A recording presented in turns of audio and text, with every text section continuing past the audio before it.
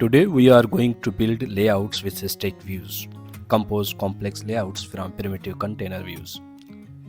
Individually, horizontal stack, vertical stack, and ZStack are simple views. Horizontal stack positions views in a horizontal line from left to the right. Vertical stack positions them in a vertical line from top to bottom, and ZStack overlays view on top of one another. In this project, I am going to create a ZStack. We know that a ZStack, a view that overlays its subviews, aligning them in both axes. ZStack assigns each successive subviews a higher z-axis values. That means later subviews appears on top of earlier ones.